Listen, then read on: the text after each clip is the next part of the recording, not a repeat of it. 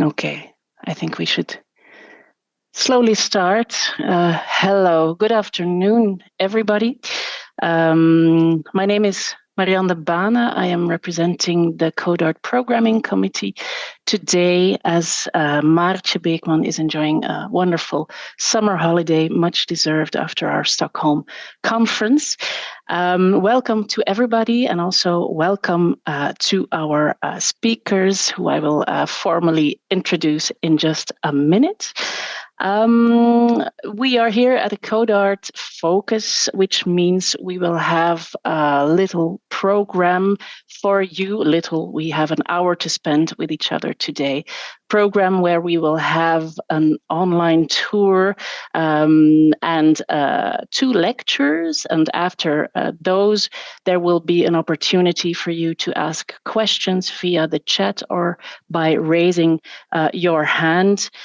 We are going to focus on Dutch and Flemish encounters with the Islamic world. And we're not doing this just because, but we are doing this because there's a wonderful exhibition that's running now in the Harvard Art Museum, curated by Thalita Schepers, who is joining us today, and designed by Madeleine Albright, also joining us today. And they will give us a proper introduction to the exhibition, as I'm sure a lot of European members of CODART will not be able to attend the exhibition physically. So very big thank you to both of you to make time to guide us digitally through your exhibition.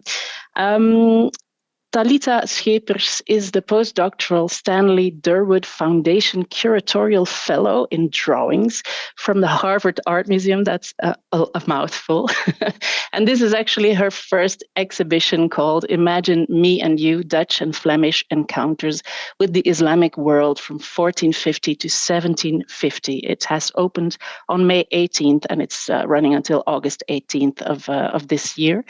The exhibition stems from her PhD research on Netherlandish works on paper resulting from Habsburg Ottoman diplomatic encounters, which she conducted at the Courtauld Institute of Art and defended in 2022. Before joining the Harvard Art Museums, Thalita completed a CRES postdoctoral fellowship on the digital art history project, the Dutch Textile Trade Project. And this coming September, she will start a new position, a 2-year position of teaching at the Center for the Arts in Society at Leiden University. So crossing the pond again and returning to Europe, at least for a few years. Her colleague is sitting next to her on the screen. Thalita is on the left, by the way. Madeleine Albright, exhibition designer at the Harvard Arts Museums, is on the right. She collaborates there closely with curatorial and collection management staff on numerous gallery installations and special exhibitions. Upon graduating with an MA degree in interior architecture from the Rhode Island School of Design in 2019, she worked primarily in the field of architecture on cultural public infrastructure projects. Before joining the Harvard Art Museums, she gained her first museum experience in the RISD Museum, that is in Rhode Island at the School of Design. Ladies, I gladly give the floor to you, as Thalita will start off with an online video tour of the exhibition and will then move into a lecture on the exhibition. Thank you very much. Okay, so hi, everyone. Thank you for joining us today. And thank you, Marianne, for being here and monitoring this. Can everybody hear me okay? If someone can just nod. Perfect. Thank you, Dennis. Okay, so Imagine Me and You, Dutch and Flemish Encounters with the Islamic World, 1450 to 1750. As Marianne said, this is my first exhibition ever. And I need to put a disclaimer here to tell you that it's not common for Harvard Museum Fellows to do an exhibition, mainly because the timeline is extremely truncated. Our fellowships are 2 years, and it's really not possible to do a full exhibition in that time span. We did, but it's usually not normal. I was extremely lucky that there was a gap in the exhibition calendar because of COVID-19. And also that I came with this idea that not only was very much liked by the museum, that also fitted really well with our strategic plan that was just released. So luckily for me, the division went all on board and we decided to do this exhibition. So the exhibition was officially launched in April, 25th of April, 2023, internally. So we had a year and 3 weeks from launch date until opening. Since then, a lot of things happened. In September, the staff assistant in my division, she switched positions. So we were without a staff assistant. The exhibition assistant left. So the collection assistant had to take over. So we were down 2 people. So I've also been doing a lot of administrative work on top of this. And I'm saying this because a lot of people keep asking, why don't you have a catalog? This is why we don't have a catalog. Not enough time to do a proper catalog, but we did invest a lot in a digital resource that you can access online. And we also focused on public programming and student engagement. And I will tell you more about that today. Now, before I show you a video of the exhibition, I will quickly read my exhibition statement, which really summarizes all of the exhibition goals and themes. So here we go. Imagine Me and You, Dutch and Flemish Encounters with the Islamic World tells the little-known story of the diverse encounters that shaped how artists from the Low Countries, part of the Habsburg Empire, engaged with the Islamic world over the course of 300 years. The exhibition challenges the persistent notion that war, in particular religious war between Christians and Muslims, dominated such interactions. In reality, the Habsburg, Ottoman, Safavid, and Mughal empires were all multi-ethnic, multicultural, multilingual, and multi-faith societies. Prompted by the rich diversity of these empires, the exhibition explores a myriad of cultural, diplomatic, and mercantile interactions that took place either in person or through the exchange of objects, art, and ideas. Imagine Me and You seeks to bring to the fore a more complex and nuanced reality of cross-cultural exchange and provides a unique opportunity to showcase the museum's ongoing academic, curatorial, and conservation research while engaging with diverse audiences. The exhibition explores how Netherlandish representations of the Islamic world were meant to be understood at the time. Artists from the Low Countries increasingly refined their techniques to create ever more lifelike depictions, but lifelikeness should not be mistaken for reality. The majority of works in the exhibition are not accurate representations of events, but imagined renderings created by highly skilled artists, many of whom never visited the Ottoman, Safavid, or Mughal empires. Still, through trade and diplomacy, tangible commodities from the Islamic world, from tulips to textiles, did make their way into the Low Countries and its artistic output. The key theme of the exhibition is encounter, and you will see this word emphasized throughout all related programming. My main hope for the show is that visitors will explore the exhibition either in person or through the accompanying digital resource, and that they will encounter something new and meaningful about the cultures represented or something that inspires them to see their own culture through fresh eyes.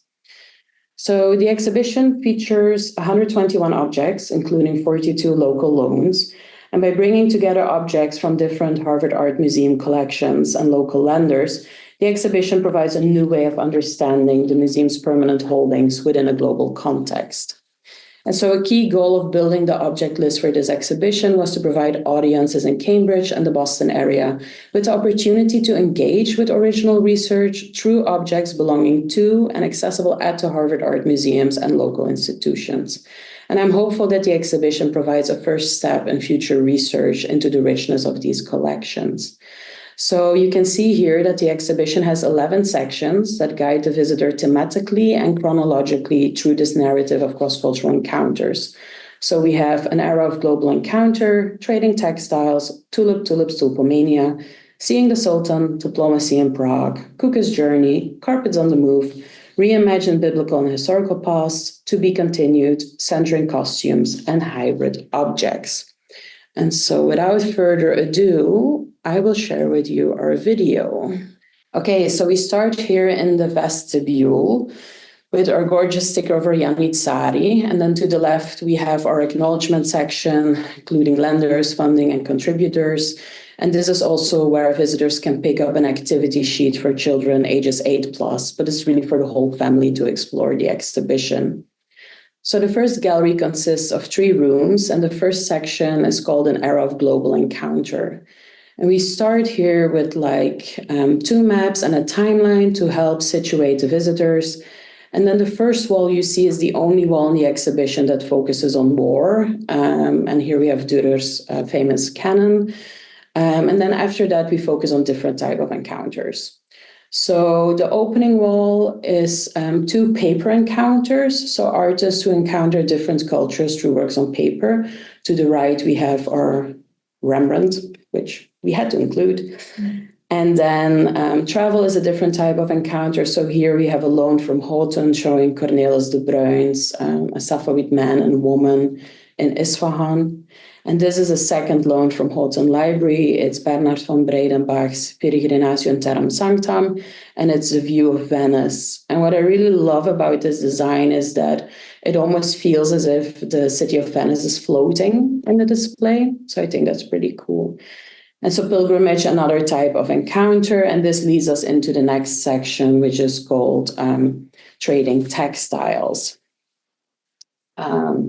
So in this trading textile section, we explore connections between Bruges and Venice and Istanbul in the late 15th and early 16th century. And here I really hammer down 2 points. Lifelikeness does not equal reality, and a turban does not immediately signify that the wearer is Muslim. He could also be Jewish or Orthodox Christian or many other things. And the connecting piece between this section and the next section is again a beautiful Ottoman velvet that includes tulips, which you can see over here. And this brings us to the section tulips, tulipomania. So here I explain how tulips came to the Low Countries from the Ottoman Empire, and we contextualize and debunk the myth of tulipomania. And we also go into the nitty-gritty of tulip names and prices, which was very fun to do. And then when you turn, you see our pride and joy, which is our tulip ball. I'm very happy with this. I wanted to create like a vertical garden and an interactive display, and Madeline did a brilliant job with this. And she'll tell you more about that in a minute. And then when you turn from the tulip wall, then opposite of it, you will see another beautiful textile, namely our Ottoman cushion cover. 16th century, first time we're showing it like this. So not framed, hanging on the wall vertically, but as it was meant to be seen against the cushion. And now we're in the second gallery. We have our prayer carpet in front of our Prague section. And then here on the long wall, we have my favorite object, Pieter Kuko van Aalst, portrait of him next to his Customs and Fashions of the Turks, which consists of 7 scenes, 10 wood blocks, monumental woodcut frieze. And so every scene has a panel that briefly describes the scene. You can really get up close, look at the details. This is a circumcision procession in the penultimate scene. It's really gorgeous.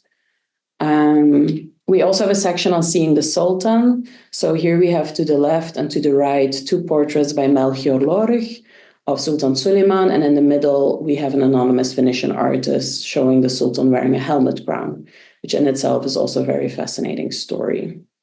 And so then when we move further into the second gallery, you will see 2, in my opinion, gorgeous Lotto carpets. One is draped over a Dutch-style table, and one is hanging on the wall.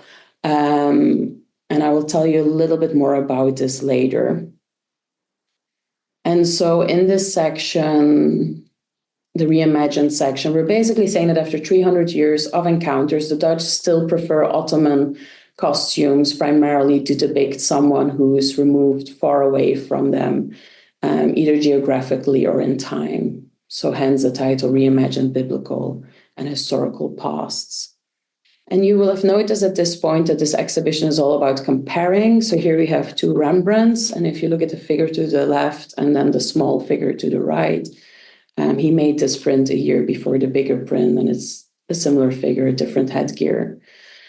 So in this section, I decided not to have individual labels for every object because that would overwhelm the visitors. So we have group chats. If you look here to the left, you see the tombstone information, and to the right, you have 1 chat for 3 objects.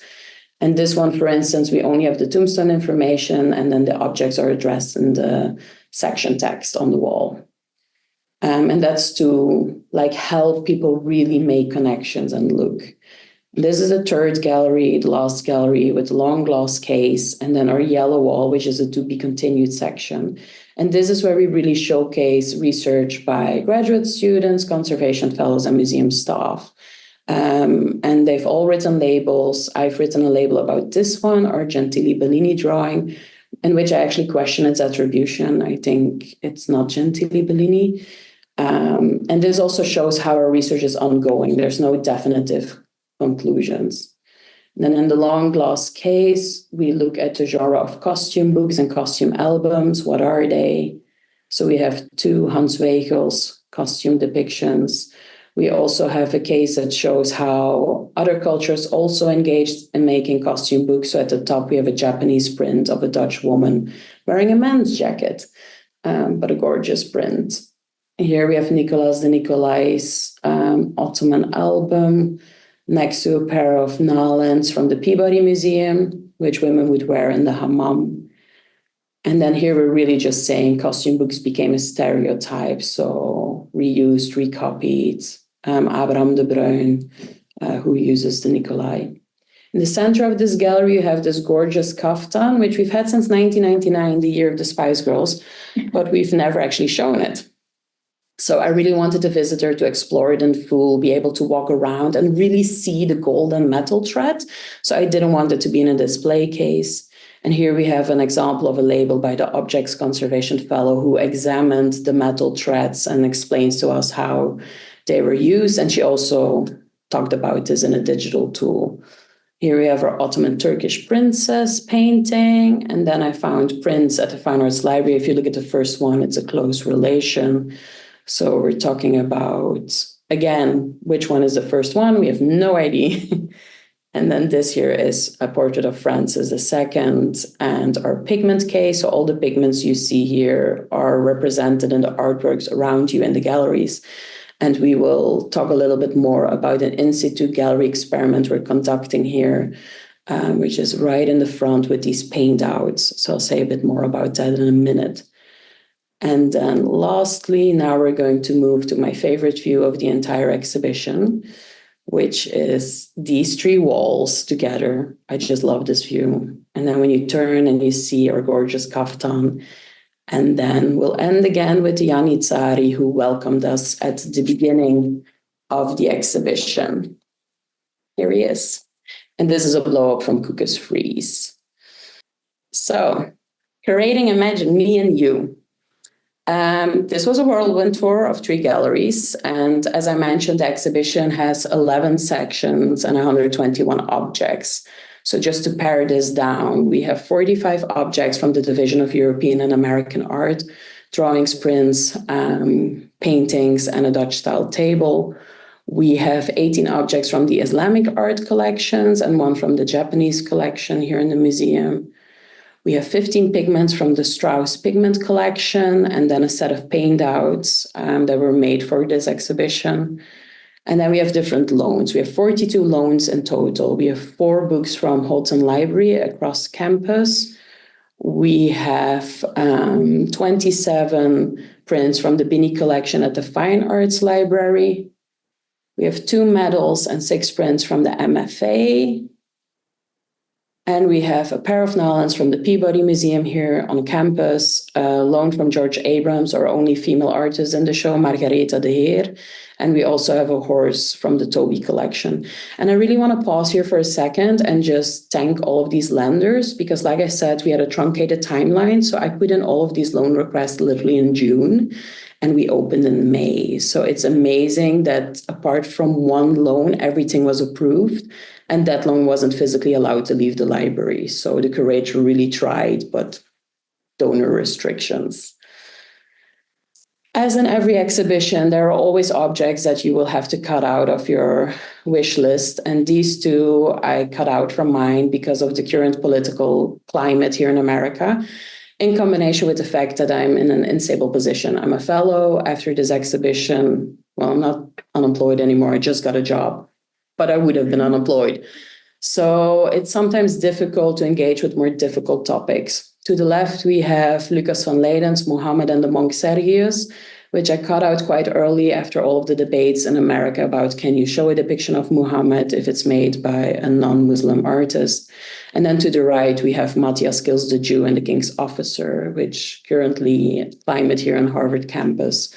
We decided in the end to cut them out because the exhibition isn't a space where we can provide enough context for these objects and go into meaningful discussions and dialogues. So I felt really heartbroken about this, but maybe in a future exhibition with a permanent collection, I can do more. And so some behind the scenes stories. So this is our opening wall, Imagine Me and You. 4 beautiful works on papers. And I really struggled with this wall. I think I struggled with this wall the most of all. So luckily for me, in the summer of 2023, the Harvard Art Museums welcomed the inaugural Dutch Summer Institute, co-organized by the Rijksmuseum, the RKD, and the Center for Netherlandish Art at the MFA. And we hosted a series of workshops, and one of them was focused on my exhibition. And I really used the participants as a focus group. I needed some feedback. These are all early career people thinking about the future of 17th century Dutch art, so I fully embraced their knowledge. And I gave them 5 case studies. Here's the first one, and it's about our opening wall. Now, ignore the orange title. Orange was never an option, but just saying. But in the corner, we have some geometric designs that our designer, Madeline, came with. And when I saw this design, it screamed to me Orientalism. But I also felt like maybe that's just my perception. So I wanted to discuss with the participants. They all agreed, so we decided not to go forward with that design. But what was surprising to me is that they also commented on the staggered look of the 4 works on paper. So in my brain, I wanted a dynamic display. I didn't want just 4 works on paper next to each other. And the participants made this really great comment where they were saying, well, now it looks as if there's a hierarchy, that the Rembrandt, which is on top, is more important than the other objects. I was like, oh, I actually never thought of it that way. So in the end, we decided to just go with all of the objects in one row. And then to the right, you can see I did a poll. We have too many depictions of Charles V, and I was really struggling. So I asked many, many, many people to vote for which one they liked. And it was always 50-50 between A and C. So in the end, we went with A. And so this is what the wall looks like now, and I'm very happy with that. And I just quickly want to focus your attention on the font type that we used. If you look at the %, it kind of looks like it's a leaf at the end. I don't know if you see my mouse. No, my mouse is different on this computer. Anyway, this font is called Epicune, and it was inspired by 2 17th century Dutch font types that in themselves were inspired by botany. So I thought that was like very funny that one of our designers came up with that. Brilliant find. I also wanted to include textiles because textiles and garments are so important both in the Dutch context, in the Low Countries, but also in the Islamic lands. And I wanted to show objects the way they were used originally. And this caused a lot of anxiety in the museums. One of the reasons was because we don't have a textile curator, we don't have a textile conservator. Another reason was that usually we show textiles in glass cases, and I proposed to show them very, very differently. So here we see a prayer carpet, which we've had since 1943, and we've actually never shown it because it shows a lot of wear and tear. But I kind of like that because it shows that the object was used. And I wanted it in the direction of Mecca, on a platform flat, because this is how travelers to the Islamic lands would have encountered carpets. But then I wanted to juxtapose that with how once these carpets came to the Low Countries, how they would be used, so draped over tables, balconies, hanging on a wall. And originally I hadn't really thought about this, but it was actually our Islamic curator who came to me. She's like, why are you always draping carpets over tables? I don't understand. What is the function? It's so impractical. And that really made me think like, oh yeah, if we have visitors from different cultures, it might be interesting to show both things and juxtapose them. And then also explain why so many Dutch men like to be portrayed with a carpet next to them. So here's just one example of Willem van Mieris. And then in the third gallery, my pride and joy is a to be continued section. I really wanted to advocate for fellows, interns, graduate students to really have a spotlight in the exhibition. To just give you some context, I just turned 37 and this is the first time I'm allowed to do an exhibition. So I wanted people to be involved earlier in the process and just gain some experience and also show their behind the scenes work. So I'm just highlighting 2 cases here. And let's see if the video wants to start stitching, see what we get. And the sound always jumps on. So here we have Adrienne Gendron, who's our Objects Fellow, and she is, just ignore the sound. She is doing research on our kaftan and looking at the metal threads, and she also cleaned this Ottoman tile, which we've never shown before, so you can see the before and the after. And her research is on our digital tool, so you can read more about it there. And so with this Ottoman kaftan, a few things. The top left picture is how it used to be on our website on a kimono stand. So you can see the full cut and design, which I understand why people did that. But I also felt this was problematic because a lot of our visitors thought it was a kimono instead of a kaftan. So we had it photographed again. So now when you go online, you see the image to the right. And at the top picture, you can see to the left, Aishin, who's the Islamic curator, then Madeline, our designer, Angela, who's the head of objects conservation, Adrienne, who is our object conservation fellow, and Karen, who's responsible for display. And so one of the anxieties within the museum was we don't have the expertise to show these textiles.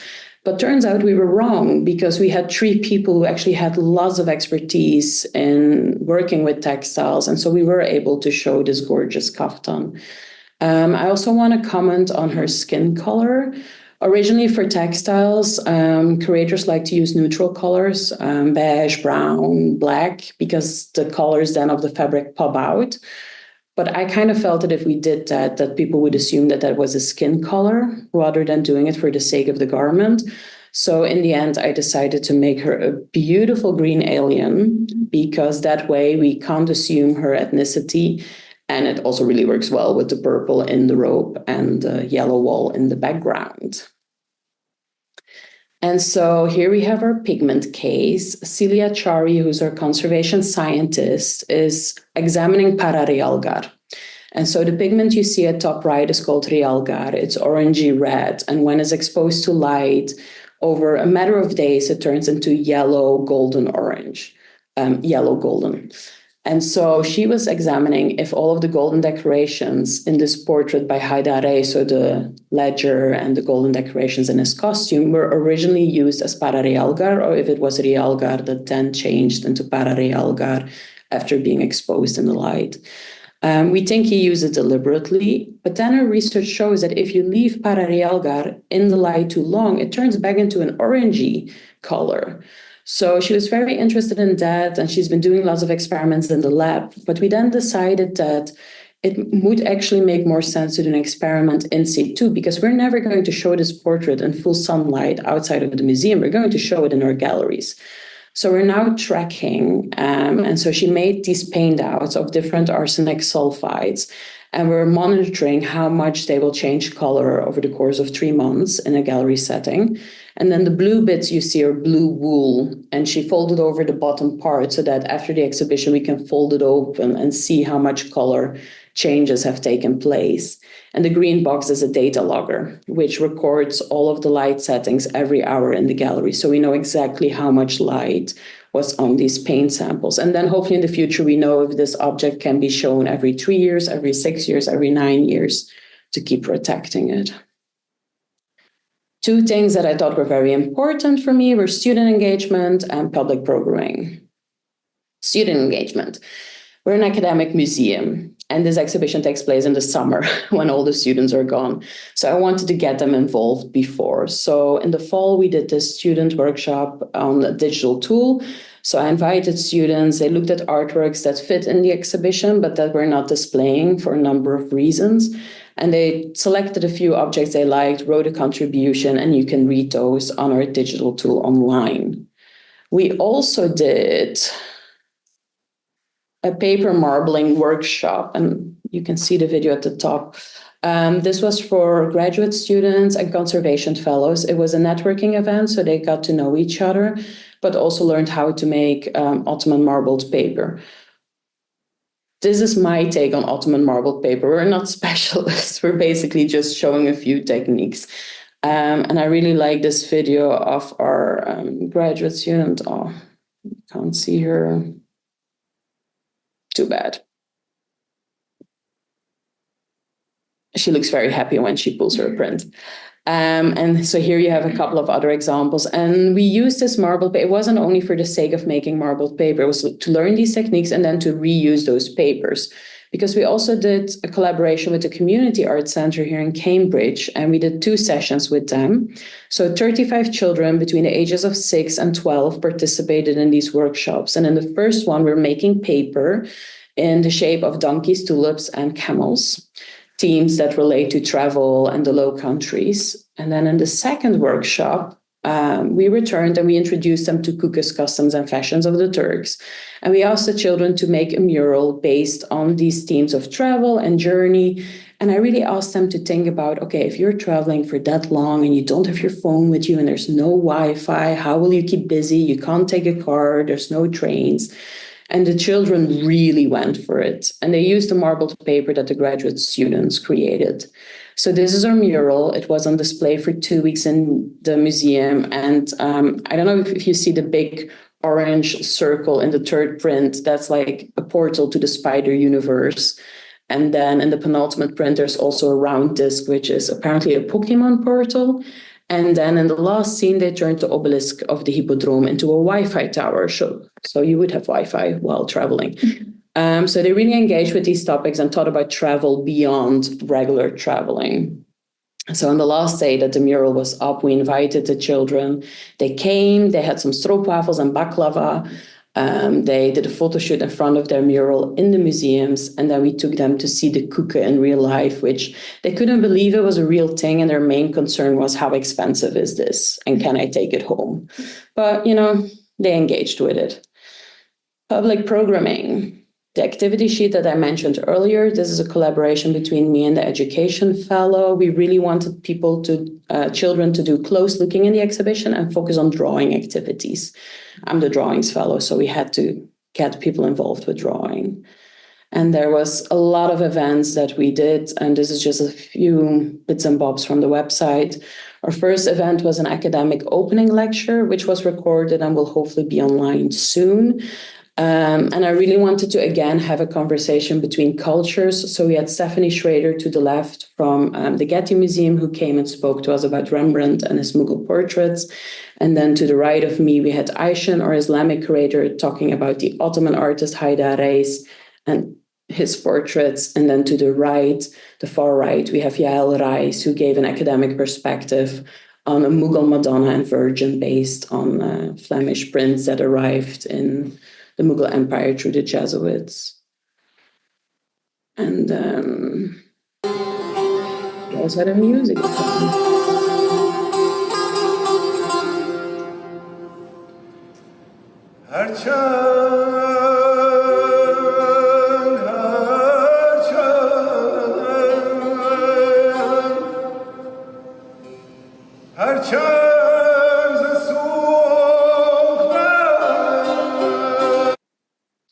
So in the same week as the opening lecture, we had an Islamic music concert in the courtyard. We invited 3 groups, one that represented Safavid music, that's this group that you just heard, one that represented Mughal music, and one that represented Turkish traditional music. And for our museum, we've done many concerts, but they're usually traditional piano concerts, classical music, and also a cappella music. We've never done an Islamic concert since the reopening in 2014.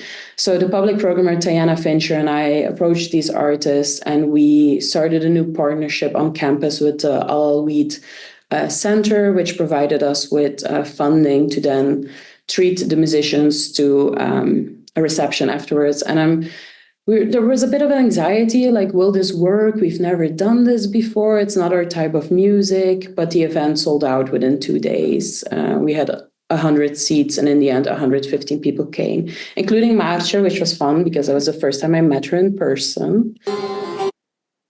And then the week after, we had the Harvard Art Museum's late night. So the picture on the top shows my colleague, Sarah Lieberman, who made the activity sheet with me, and she's actually demonstrating it to our visitors. To the right, we have a participant in our scavenger hunt. So we developed a scavenger hunt all through the museums, ending with this Ottoman robe. And the winner could then win a private tour of the exhibition. In the materials lab downstairs, people are making origami tulips out of marbled paper. And then to the left top, this visitor was walking around with her tulip in her headband, and I just thought she looked gorgeous, so I asked if I could take her picture. So audiences are really engaging with the exhibition. And then the last public program we did was literally 2 weeks ago. I really wanted to learn how to make carpets. It's been a secret passion of mine for ages. So we invited this fiber artist, Emily Auchincloss, who came, and we did a 6-hour workshop. First half an hour, we took all of the participants through the gallery, showed them all of the different textiles, and then we spent 5 hours making our own tiny pile carpet and just learning a very basic Turkish knot. But I'm proud to say we all finished a mini carpet. And at top right, you can see one of our graduate students who also wrote for the digital tool. And I love that the age span for this workshop was between like 14 and 80 years old. So there really was interest from all ages. And then lastly, again, I thought it was important to get students and conservation fellows involved. So they have been doing a lot of the gallery talks. So I do the exhibition curated, the curator tour-led tours, which are 1 hour, and they do the gallery talks. And again, a lot of our programming is during the week over lunchtime when lots of people are working. But we've had between 10 to 30 people showing up for each talk. So, and we have a couple of groupies who return to every single talk, which is also really fun to see. And before I hand over to Madeline, I just want to say that this exhibition could not have happened without the collaboration of literally the whole museum. Everybody rallied behind us. Everybody did extra time just to get this thing up and running in such a short time period. And I included this picture of Madeline in the middle at the top because when you look at the velvet to the left, that's the first time we discovered that the dimensions in our database were incorrect, and it was like 10 times bigger than we thought it would be. So lesson learned, always go and look first before you start designing. And without further ado, I'll hand over to Madeline. Great segue. Hi, everyone. So I know you're all here today to hear from Talita. She's the star of the show.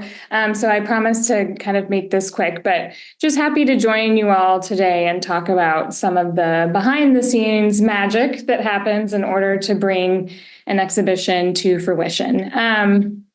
So what you're seeing here is let's just take it all the way back to the beginning, right? Which really wasn't so long ago. As Talita mentioned, we had a very short timeline for this exhibition. Typically for Harvard, we would have anywhere from 3 to 5 years from start to finish for an exhibition. And this one we had basically a year. And so all of the distinct design phases that I complete for each show was condensed, and all of our standard processes and procedures were consolidated, which made it, a bit challenging, but I think also kind of exciting and fun at the same time. So after the exhibition launches, that's when we move into a design phase called schematic design. This is one of my favorite design phases. It's super fun. I'm not bound by budgetary constraints or whether or not you can even construct something. I really kind of let my creativity run wild, throwing a bunch of ideas at Talita, seeing what sticks. But also I am not an art historian. I'm not a curator. And so a lot of the time I spend in schematic design is investigative and research focused, to kind of acquaint myself better with the artwork.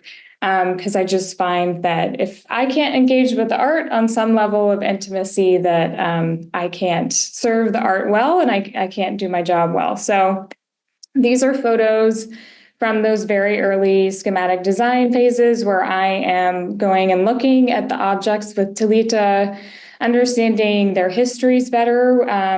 What is the what do these pieces deserve? What is the spirit of the artwork that's being shown, and how can we apply that significance to the overall narrative of the exhibition? And so also in schematics, we're playing with scaled models and maquettes of the artwork. And so these are just some photos. We probably had hundreds over the course of the design, but you can kind of catch a glimpse of the early phases of the Tulip Mania wall, which I'll talk about in more detail in just a second. So leaving schematic design, you kind of have an inkling of what your design concept is going to be, and you enter into design development. And so this is where I really kind of hone in and clarify the design concept. And for this show, a huge part of the design concept was the use of these octagonal shapes, which you've seen in some of the prior visuals. These were inspired by the textiles, ceramics, architecture of the decorative elements across all of the cultures represented in this exhibition. Talita mentioned it earlier, but we were very grateful for the feedback we received in the Dutch Summer Institute. I think we were very sensitive of not wanting to input biases or cultural appropriation or Orientalism into the design of the show. So what we landed on here was kind of a simplified abstraction of those decorative elements. And of course, the whole show is about encounters, right? And so how can you highlight these encounters, but also give the exhibition a unifying element and a design language to distinguish it from other exhibitions happening concurrently within the same gallery? Also important to the show was the color palette. I knew right away when being introduced to the show that I wanted super saturated colors. Luckily, Talita was on board, but I also don't believe in just placing color for color's sake. So I looked to the artwork itself and really kind of got to know the pieces and derived my palette from the art, so then I can better serve the art in the design.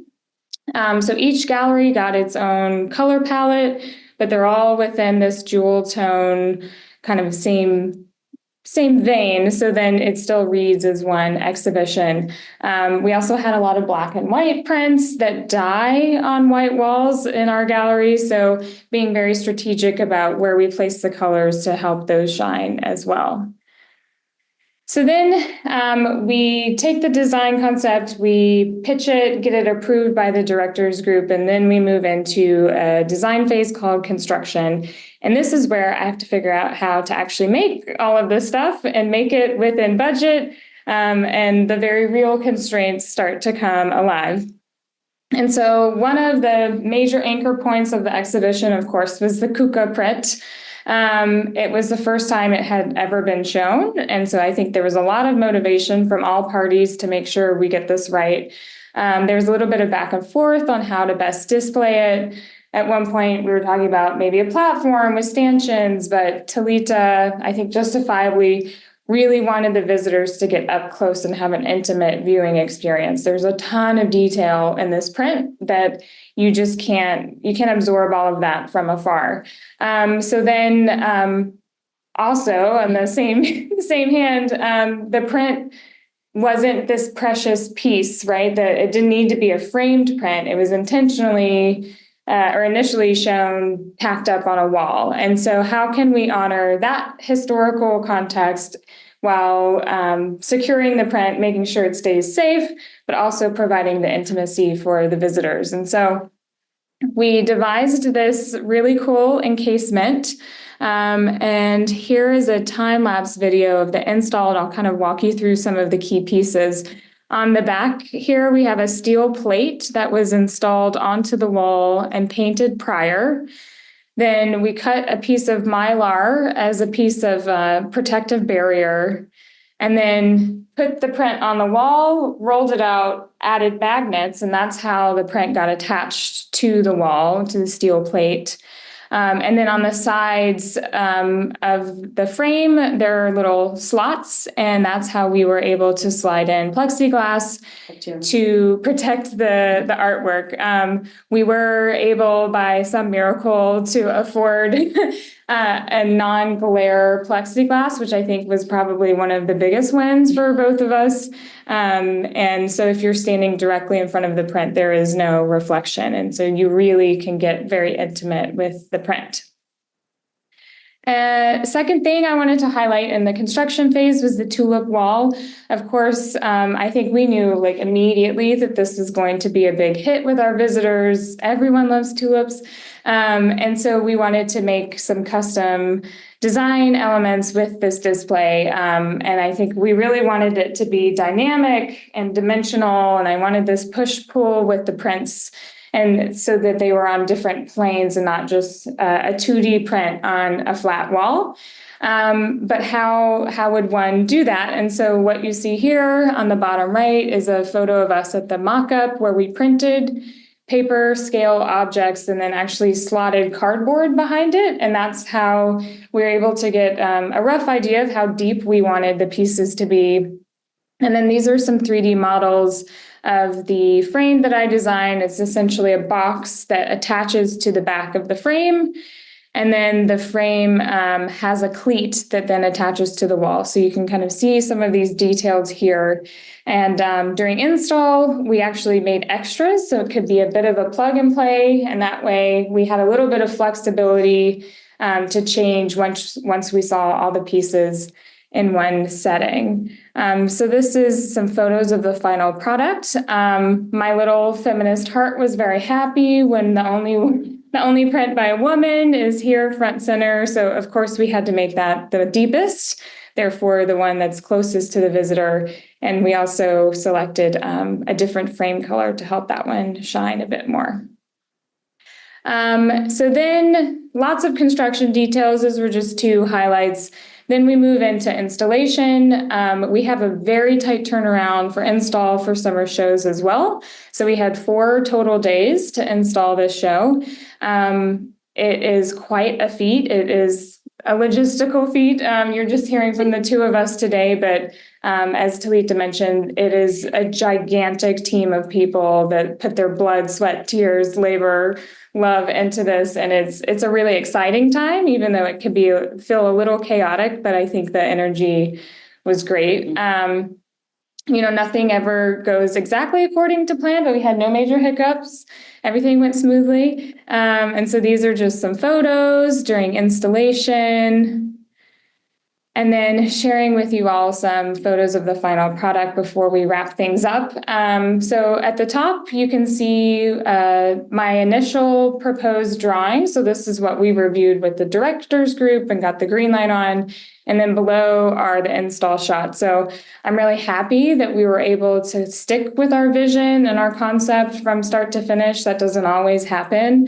And certainly there were changes, good changes, but also the root concept maintained throughout. And then this is the last gallery, have some great graphics elements. The costume case really was a good hit. And then, I think that's it. So thank you all so much. I'll hand it off to Talita and open it up for questions. Yeah, I just wanted to quickly add, the reason I invited Madeline over is because we should scoop together again, is because in every tour that we do, there's always 3 comments. 1, we love the colors. 2, we love the molds around the tulips. And 3, why is there no catalog? So I thought it was important to have Madeline here and share her vision as well, because I could not have done this without her. Yeah. So that's it. Thank you both for your presentations and for giving us this overview and introduction to your exhibition. I'm really happy I got to see it, at least in this way. A bit bummed that I cannot come to Harvard to see it in real life. It looks really wonderful. So a big congratulations to you both for this.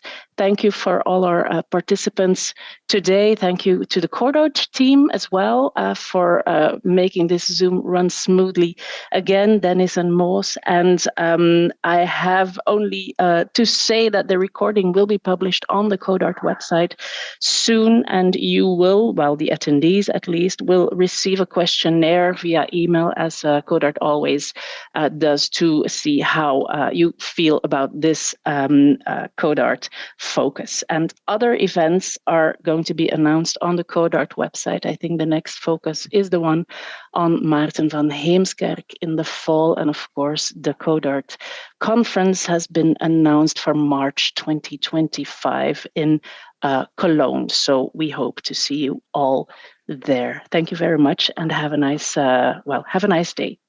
Thank you. Thank you. Thanks for having us. Bye-bye.